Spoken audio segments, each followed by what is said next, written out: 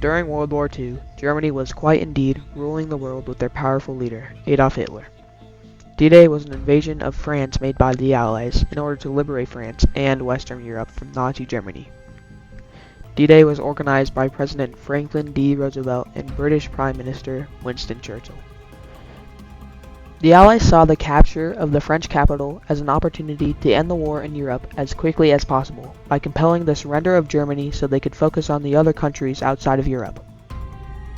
The D-Day invasion took place on June 6, 1944.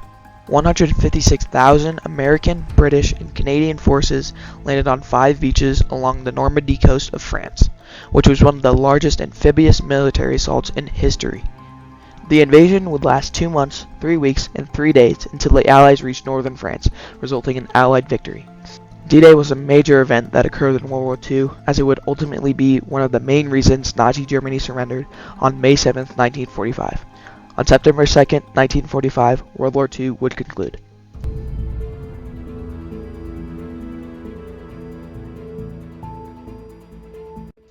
Once Hitler rose, he had long planned an invasion of Poland. Adolf Hitler led the Nazi Party, which was the biggest political party in Germany at the time.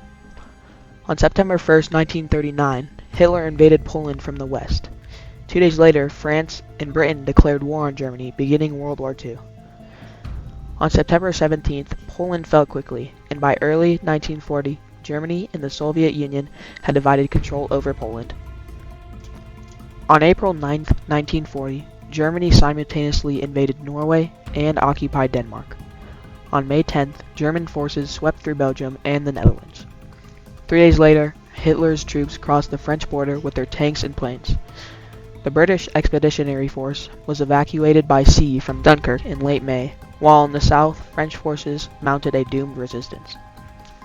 France was on the verge of collapse. After the fall of Dunkirk, Hitler stated, "Soldiers of the West Front, Dunkirk has fallen. With it has ended the greatest battle in world history. Soldiers, my confidence in you knows no bounds. You have not disappointed me."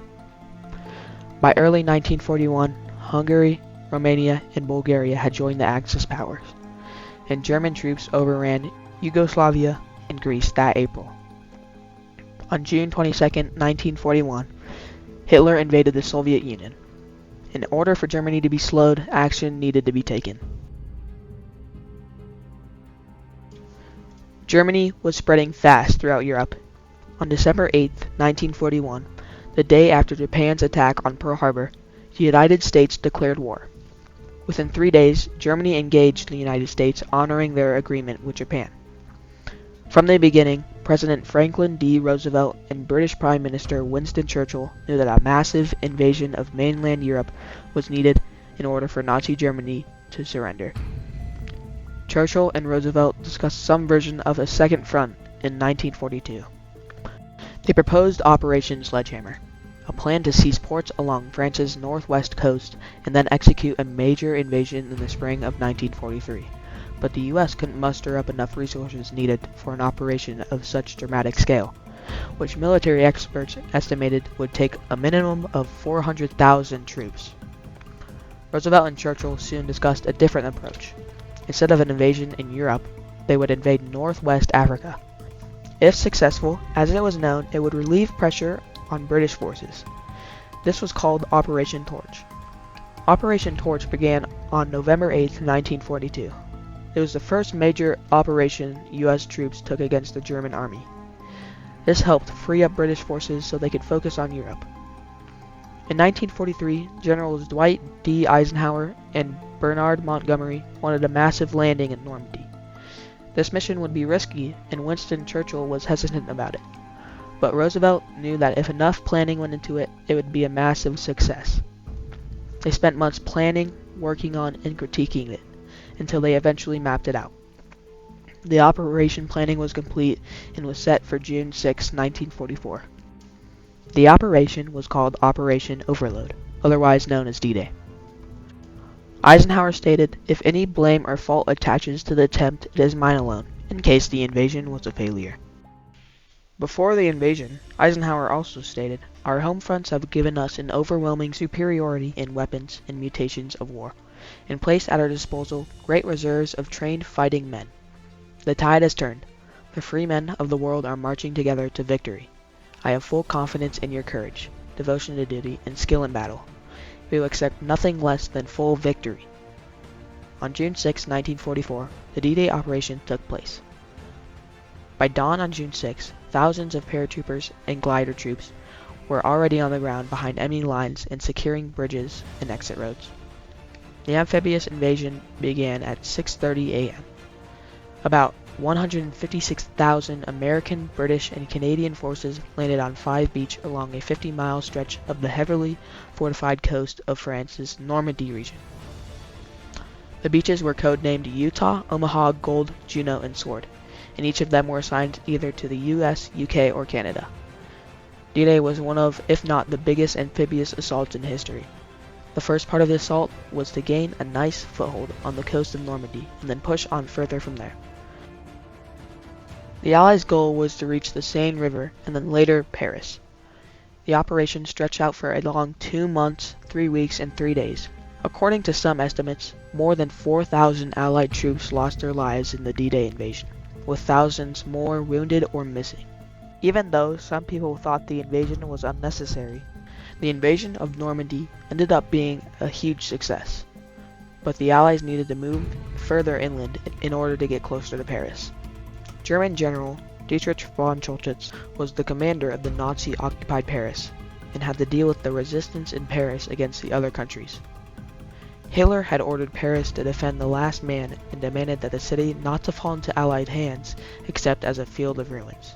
The Allies ran into heavy German artillery, taking heavy casualties as they moved further inland. But on August 24th, they managed to cross the Seine River and reach the Paris suburbs. The German resistance was very poor in Paris, considering that they were supposed to stop the Allies from reaching Paris. Most of the 20,000 troops surrendered or fled, and the ones who continued fighting quickly got overcome by the force of the Allied troops.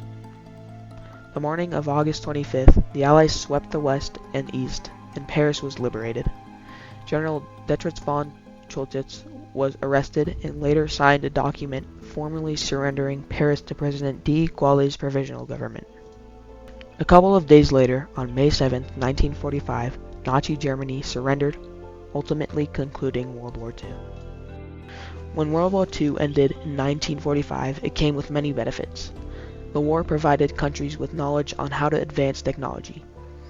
For example, America was a nation that in 1938 was making almost no weapons, but by 1943 were making more than twice as many as all of its enemies combined, which helped them make many technological advances such as radar, computers, penicillin, the Jeep, the atomic bomb, and more.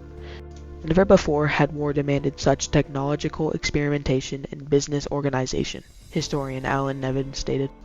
World War II helped advance technology more than any other war. Another thing that arose after the war was NATO. The Allied powers agreed to establish the United Nations, also known as the North Atlantic Treaty Organization, which was the combined effort of 50 nations all around the world.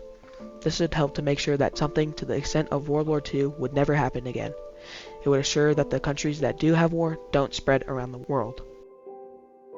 D-Day ultimately changed the world. D-Day changed the course of the war in the Allies' favor and was one of the main reasons Nazi Germany surrendered.